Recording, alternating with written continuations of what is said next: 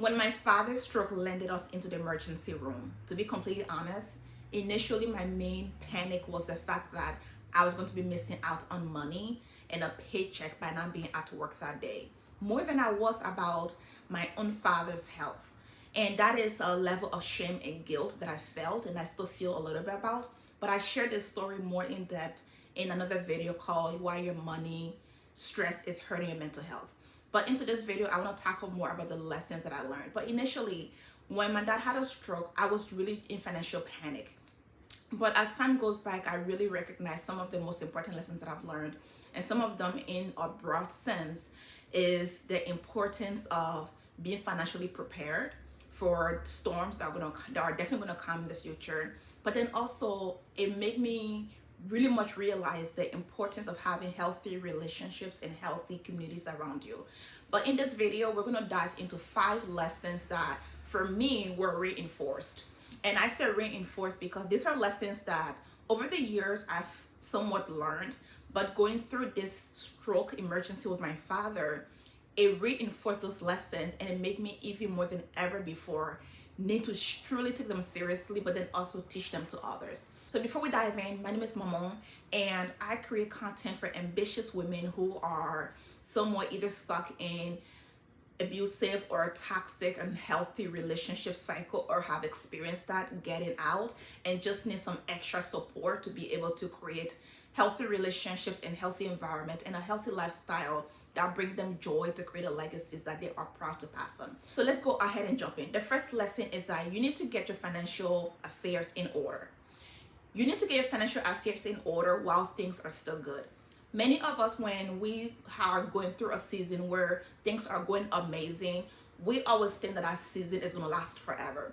But the reality is that there's always a storm that's right in the corner that is coming, and you cannot be prepared to weather that storm when you spend your good days spending any way you like. When you spend your good days just dumping all your money towards a credit card. When you spend your good days just putting all your cash flow into paying off maybe student loans, etc., instead of also be able to take that time to save. Now, I'm not saying that you should not be spending the time to pay off your debt, but what I am saying is something that I recognized very often when I worked in a financial firm, where is that you have people who are either doing well very financially, meaning that they are bringing in a good income, but because they have a student loan debt, all they care about is putting every single cash flow into that student loan debt. And my question was always, so let's say you spend all the time and you're putting every single penny you're getting into your debt. What happens if tomorrow you lose your job? So again, this is not to say that you shouldn't be paying off your debt, because you should be paying off your debt, and I encourage you to pay off your debt. I am sure that if I did not have any debt, for the most part, I would not have been worried so much about my finances and my income, among other stuff. So I strongly encourage you that you start taking care of your financial affairs as soon as possible. And this is not to say, oh, get a job that pays well, because the reality, unfortunately, is that you can have a job that pays you very well, but if your financial habits are not in order, if you are not saving, if you don't have at least a 6-month emergency fund, there is problem, right? And I am not saying this to shame anyone who may not have at least a 6-month emergency fund. The truth of the matter is I don't either, right? And this is why I'm sharing this message, because this is a lesson that was reinforced for me. It means that in the point of crisis, I realized the importance of being able to step away from work and not feel as though my livelihood is in trouble. So the first thing is that you have to get your financial affairs in order, because things are not always going to stay good. Things are not always going to be going well. There are going to be emergencies sometimes, and you need to be prepared to take care of that. And I see this even in the perspective of my father, right? When we're in the hospital, or not in the hospital, when we finally transported my dad to the rehab. And by the way, my dad is doing okay. When he had a stroke, he was not able to walk, but now he can take little steps, so a big improvement. But when we were in the rehab, I remember sitting there with my father, and he was so flustered that he was not able to go to work. Mind you, my dad is 80 years old. He's an 80-year-old man who is worried that he is not able to go to work. And I remember saying to him, like, Dad, you should not be worried about going to work. Like, I'm glad you're at a rehab where they're taking good care of you. You know, you just seem happy. Like, my dad seems happier than I've seen him to be happy for, gosh, over a decade. Like I remember recently I went to visit my father, and just the joy and just seeing how his skin is glowing again, I thought to myself, like, man, if I had the means financially, I would keep him here for a little longer, because he just, you can tell he's finally getting rest. My father is 80 years old and he still works. And yeah, that's a whole nother story. But you need to make sure that you get your financial affairs in order now and start taking baby steps. If you want to learn more about how to get financial affairs in order, we can definitely talk about that in a separate video, or even comment below and I can give you some tips. Next, control the controllables. So when I'm gonna sound like such an insurance person, but when my father was in the hospital, again, watch the video about why your money stress is hurting your mental health. But I remember when my father was in the hospital, at some point, again, I was just in such panic, right? Let me just give you context. I am African, and I have not had someone super close to me like this. I've never experienced, like I have a mentor who had stroke. But when I went to go visit him, like he's one of those people who, he will share with me that he's in pain, but I did not witness someone having stroke freshly and what that looks like. So my father had a stroke and the doctor confirmed that was a stroke. I was so panicked, and part of my panic was, God forbid my dad had passed away. My family do not have any money to bury my father. My dad does not have any insurance policy. He does not have any assets. And I went to this panic mode of, how in the world are we going to manage? God forbid my father passed away. And the reality is that my dad is 80 years old. So maybe on a good season, we have 10, 15 more years with him by God's grace. But the truth of the matter is that I just got married. My husband and I were building ourselves, and I got us in some financial trouble over the past year that I'm not even going to talk about in this video. Maybe that's a whole other video. But we are in the process of paying off debt or trying to get our financial means in order. My husband is a full-time master's student. So I've been really worried that, God forbid, my dad was to pass away, right? I ruined my credit score over the past 2-3 years. Again, complete different video. I ruined my credit score. So if my dad was to pass away, I don't even have that credit score anymore to walk into a bank and take out loans. And the sad thing is that I should not have to think about needing to go to the bank to take out loans or borrow money in case my father passed away. So when I talk about control the controllables, I am talking about things such as having assets, or at least, I truly believe the best thing you can do for your family, the least you can do for your loved ones, is to have some kind of insurance policy, whether that is life insurance itself, or if that is you actually having money set aside for, God forbid, when God calls you home or you pass away. Even if it's to have the money somewhere in an account where if something happens to you, your family can know to go get that money to bury you.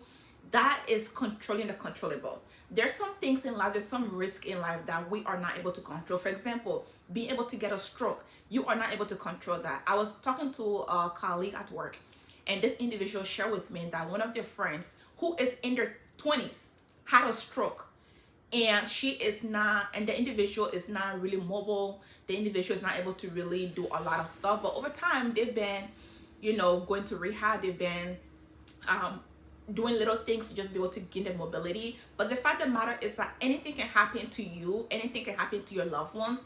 Yet when we do not prepare and control the controllables, such as having maybe some type of like disability insurance or income protection insurance, or being able to have life insurance, we are putting our family into this danger where if something was to happen to us, instead of them being focused on us and taking care of us, they're more worried about how will they manage if you were to pass on or if you're to get in an accident.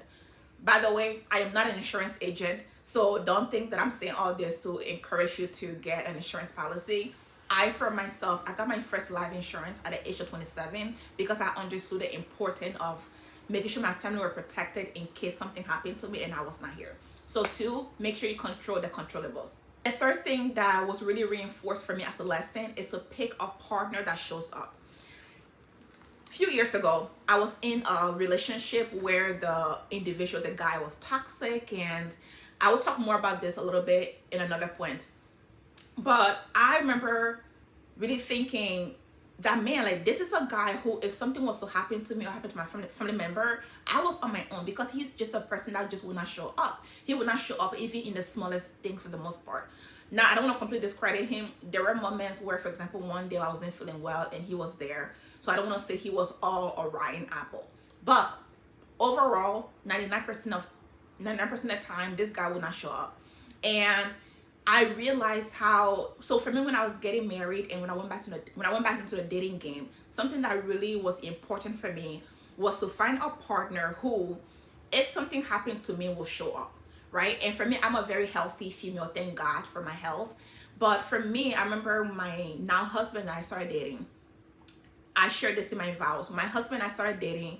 I remember being a bit ill one day, and when he was not hearing from me, he came to my house and I was just getting out of the shower, and this man saw I wasn't well and he sat me on the bed. He lotioned me, he put clothes on me. I had no energy. He had me lay there and he stayed here until I eventually woke up and said I was okay before he left to go back home. So it's important to pick a partner who shows up. But this is the thing, not a partner who just shows up and show up for you, but a partner who will show up when the people who you love, something happened to them. Because when people who you love, like your elderly parent, for example, when something happens to them, you are more likely going to go through a lot of emotions. You are going to go through a lot of mental scatterness, right? And you are going to have to put on financial means for the most part, or in some aspect or another, whether that means I'm missing work or something like that. You will have to show up for the people you love. And it's important to have a partner who is going to show up for you. My husband, almost every single time I'm going to the hospital, my husband comes with me. I remember we have one car. I remember the first time when I had to take my dad to the hospital, the day that I found out that he had a stroke. My husband was at school, he was at work, and he was going to go perform at a gig that day, and he's a musician. And I remember him having to cancel on that gig, and we have one car. So he took the bus all the way across town to come to be there with my father and myself to make sure that my dad was okay and to make sure that I was okay. And also there are times where I have a full-time job. There are times where I need to make sure my dad's laundry is done while he's at a rehab or at the hospital. And I'm tired. And my husband, I will be at work, or not at work. I will be at a cafe working on content stuff. And my husband will come and go, baby, the laundry is already done. He will do my dad's laundry. He will make sure that my dad has clean clothes to wear. We will go to the store together to make sure my father has what he needs. So make sure you pick a partner who will show up in your times of need, and not just someone who you get to take the cute pictures and travel the world with to have fun. Fun is great, but the true test is someone who can be there for you and with you when things are not going smoothly. And this is why, for me, it has been so important over the years to make sure that my relationships that I'm keeping in my life are relationships that are supportive, and that they are supportive and healthy. And I strongly encourage, part of the reason why I create content for ambitious women who either are stuck in unhealthy relationship cycles or who are getting out of toxic relationships and want to rebuild themselves. Part of the reason why I do that is because I know the importance of healthy relationships. And because of that, I've created a free guide of 10 signs of healthy and toxic relationships. It is in the description below, so make sure you get your copy to audit the relationships in your life to make sure that, are these relationships that I'm in, are they healthy for me? Are they supporting me? Because sometimes when you're in a toxic relationship, especially when with someone who is really, really toxic, and they are good at convincing you that something is wrong with you and that you're not doing enough, you always don't know exactly how to really filter through and really understand what is happening. So the 10 signs of the healthy and toxic relationships are in the description below, so make sure you get your copy. It's free. The next point is that you need to show up without expectations. Show up for the people that you love without expecting anything back in return. Whether a thank you or some type of monetary gift, you need to show up without any expectations. And so I love my father dearly, but over the years, we've had very complicated relationships that you will find out more as the time goes on. I actually wrote this in my book about my relationship with my father growing up as a young woman, even all the way through COVID in 2021, 2022. So I've learned over the years that the best thing I can do for my mental health is to not have any expectations of my father. And I'm not saying my dad is a horrible person, but sometimes in life you learn that people choose to play a certain role in your life. People choose to show up for you in a certain way that you may not want, or don't show up for you in the way that you desire. So for me, I've learned over the years that I show up for my father, not to get anything back in return, not even a thank you. So in this season when I was taking care of my father, I was going to a full-time job, I was missing work, I was taken to the hospital. Like today, for example, I'm taken to the hospital and I'm leaving work early.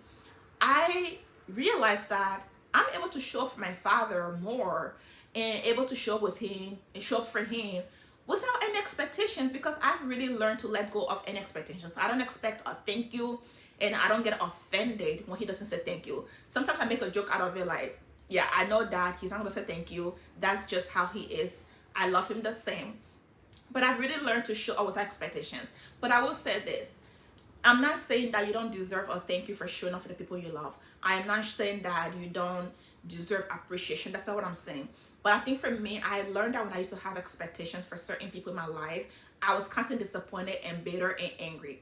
So in an effort to protect myself, my sanity, and my peace, and my joy, I've learned to, like, you know what?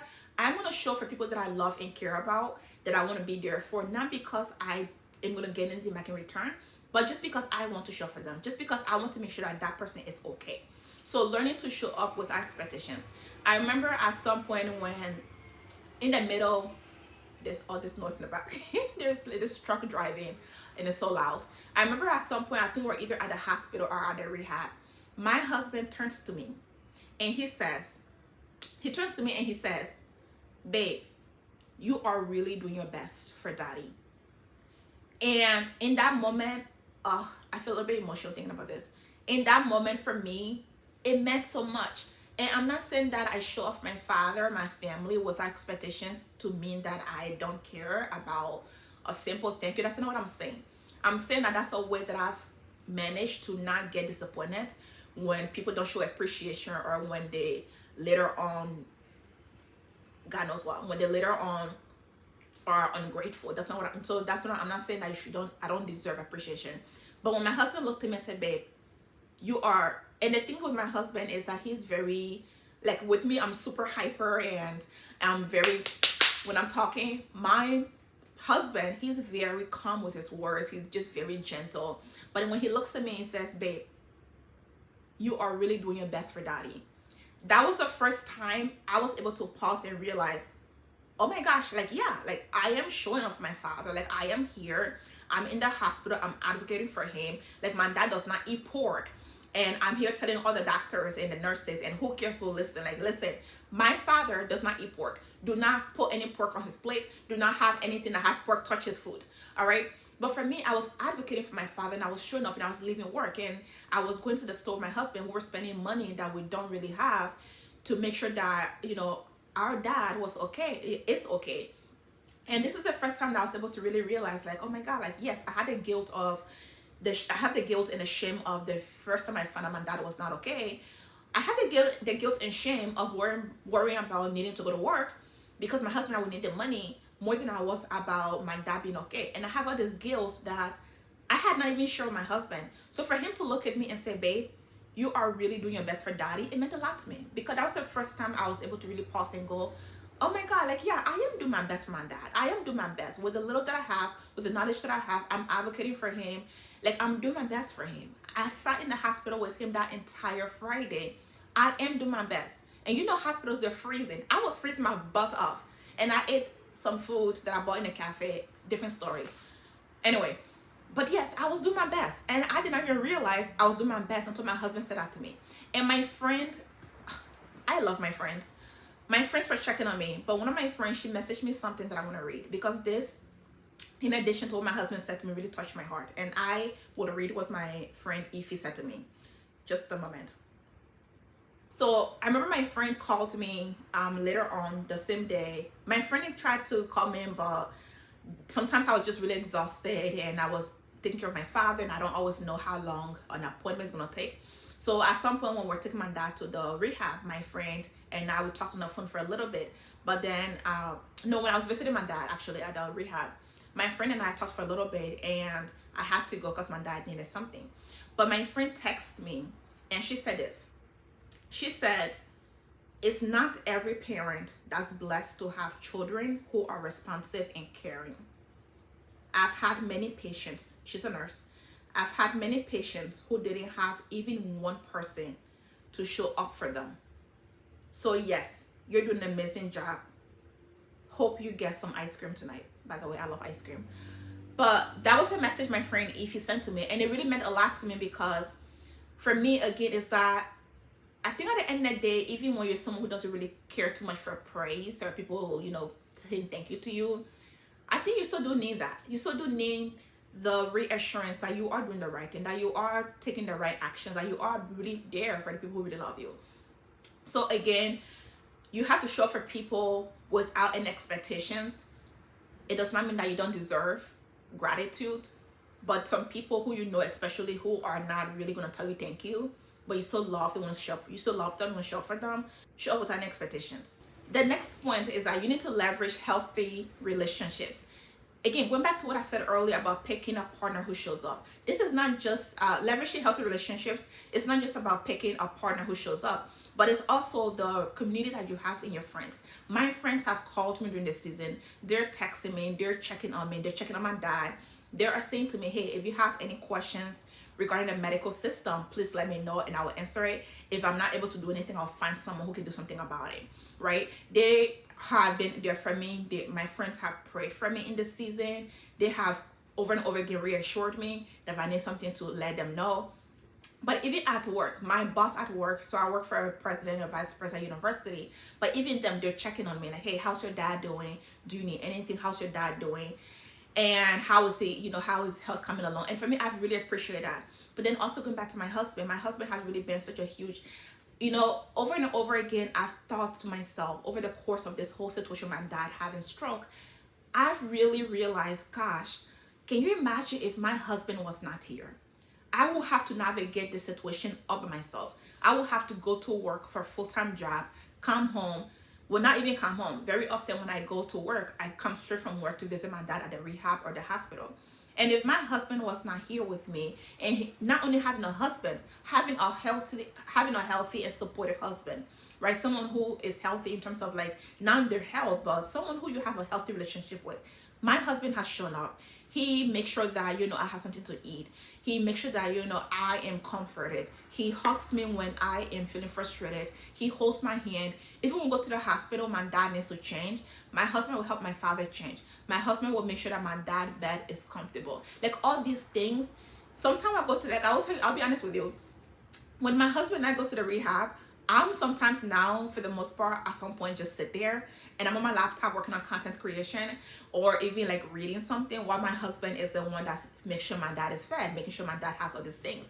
And I'm able to relax because I have a partner who I have a healthy relationship with, who shows up for me.